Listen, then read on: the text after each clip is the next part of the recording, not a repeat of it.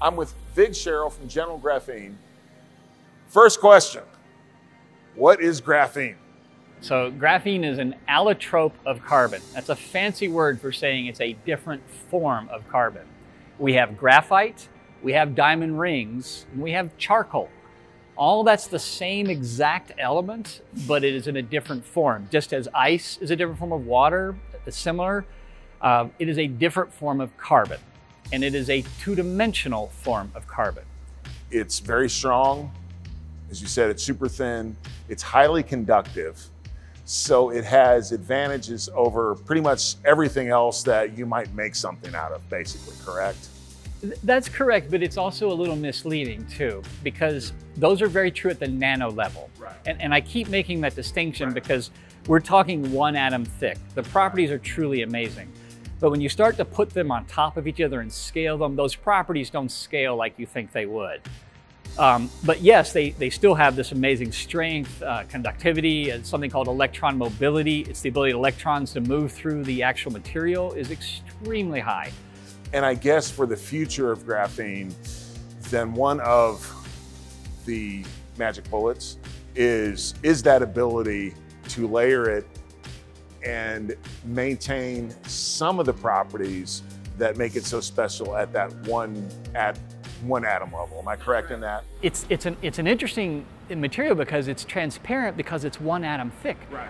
If I put a whole bunch together, it's absolutely black and it's still only nanometers thick. This is a great piece because it's actually a mistake. Okay. This went into one of our very first machines. It was version we call 2.0. And it got caught in the machine and it got wrinkled up, as you can see. This is a sheet of copper, but on this, graphene formed. And if you take a look at it, you'll see that my right-hand side is a little shaded, a little different color, and this is kind of shiny. This is over 3 years old. You know, this has been pretty much handled like crazy, so it's starting to tarnish on the edges, but you'll see that's pretty shiny. Now here, and I believe you all specialize in CVD, that's correct, chemical vapor deposition graphene. How does that differ from ordinary run-of-the-mill graphene? So graphene, really, you can get it in basically 2 forms. A particulate, which is a powder, a very black powder. It looks literally like ground up charcoal. And you can get it in the sheet basis, which we make. And both are very valuable in the sense they both have functions that they can do that very few other elements have properties can.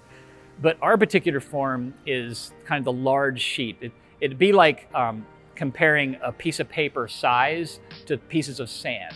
We need 2 things for graphene. We need electricity and air. And we literally can make graphene.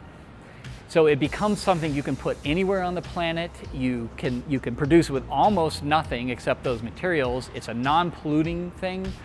So we're really excited about that because we literally get to put this anywhere and we can make Knoxville the hub for this. I think one of the most exciting things as well is the fact that this is revolutionary. And I've talked with some other companies in this tech series about what they're doing is literally changing how things are done, whether it's in biotech or advanced materials. And you all are on the ground floor of another industrial revolution. And it's extremely exciting. Thank you so much for your time and good luck with everything. Well, thank you very much. We appreciate that.